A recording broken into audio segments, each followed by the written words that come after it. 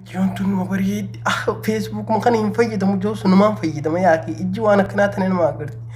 Wayii uumaan rabbiitu nama bareeddi. Akkamiin godha wanni babbareedduun akkanaa tun kan isaanillee naman dubbistu itti dhaqan. Mee obsi raqama ishee jala laalaa Facebook ishee. Raqama hattala jira raqamaan banatti ittiin dawwala akkam. Maal abbaa ishee ittiin iyyamee itti iyyeetiin laalatanaas. Ayyee duwwaa.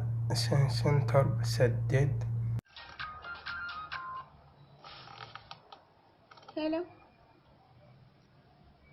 Akkam nagaa nagaafati eenyu usumbenne. Yaa abdiidha naan mucaa kaleessa jechuudha ammaan tana reefoo suuraa kee dalajjattu qontoo naayik bareeddu yennee fiqir mucaa siin jeessanii abdii. Mucaa tuqarree bilii seentee deebisteef jechuudha. Bilee seentee galatoominaan jettee turte. Mucaa sani suuraan kee bakka hedduu takka onneen adii akkaan ta'u dhabe of wallaalee hirriba dhabee jechuudha. Mee mala naaf dhahe hedduu takkaan si jaaladhu.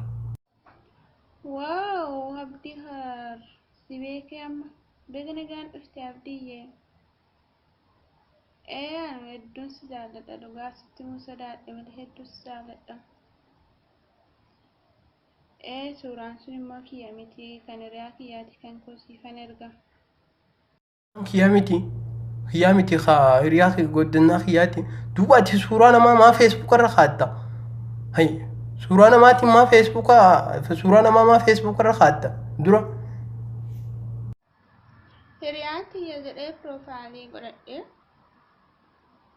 Kiyyassi erga hanuusi caala hedduun bareeda yaaddeen siif jira.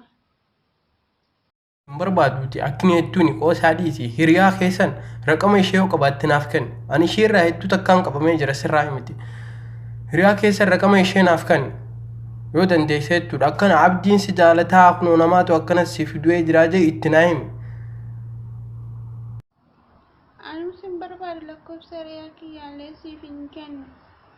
Qaramaan adda walta fokkataa boodeema.